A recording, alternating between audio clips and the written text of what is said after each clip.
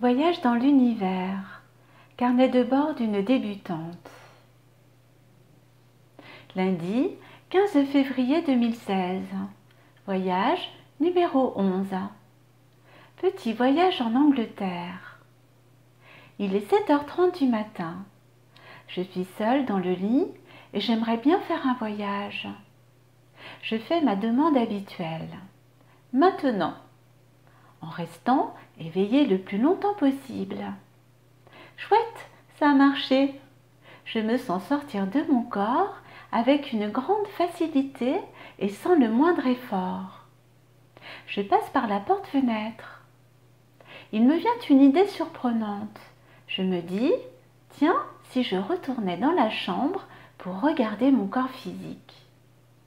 Il s'agit d'une simple curiosité et c'est une première. Je rentre dans la pièce. Je survole ma silhouette allongée sous la couette. Je m'approche de mon visage. Ah, comme je suis pâle! C'est impressionnant. J'ai l'impression d'être morte. Je repars dans le jardin. Il y a 2 hommes que je ne connais pas. Mon mari est dans le garage et leur demande de venir voir du matériel électronique qu'ils désirent leur vendre. Ils sont désolés, mais après vérification, le matériel ne correspond pas. Bon, d'accord, rien d'intéressant par ici. Peut-être suis-je sur une autre ligne de temps ou une sorte de vie parallèle. Je ne suis pas sûre.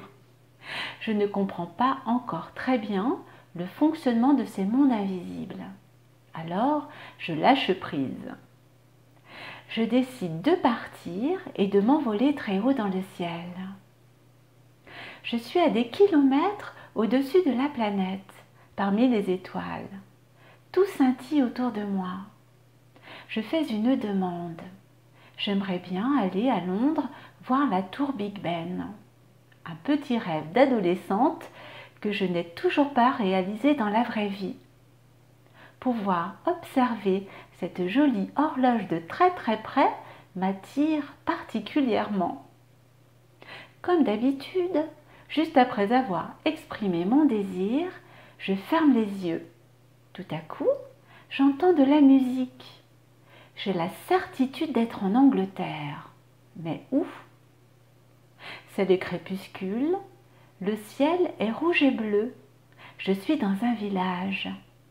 Un vieux bourg très pittoresque.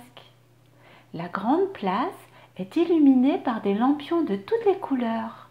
C'est très beau. Il y a beaucoup de monde.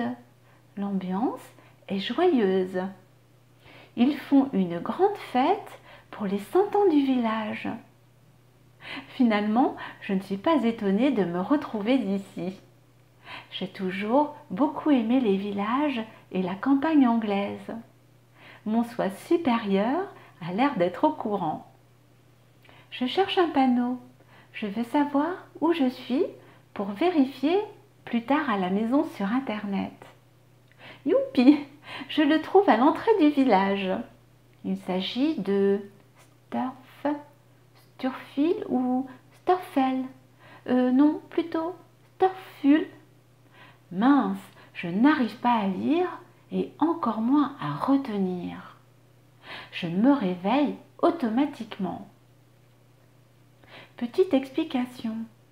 En faisant mes recherches, je m'aperçois que lire dans l'invisible n'est pas toujours possible. Si l'on doit faire appel au cerveau de notre corps physique pour déchiffrer un message, nous risquons de nous réveiller instantanément. Peut-être faut-il beaucoup de pratique. De toute façon, je pense que lorsque notre soi supérieur désire de nous faire lire quelque chose d'important, il n'y a aucune barrière. Petit souvenir. Dans ma jeunesse, lors d'une sieste pendant l'après-midi, j'ai survolé mon corps physique pendant quelques secondes. Mon visage était d'une grande pâleur et je m'étais crue morte. C'était tellement réel que j'avais pensé à une sorte de rêve prémonitoire qui m'avait à l'époque un peu contrariée. Mais mon tempérament optimiste optimiste, avait vite balayé cette angoisse en refusant de ce genre de rêve perturbant. Depuis toujours, je rejette la voyance. J'ai l'impression d'une manipulation des mondes invisibles pour me faire créer des choses que je ne veux pas faire dans la vraie vie. Je veux garder ma liberté et mon autonomie d'esprit pour pouvoir vivre le moment présent dans la joie et la bonne humeur. Fin de mon voyage numéro 11. À bientôt pour le voyage numéro 12.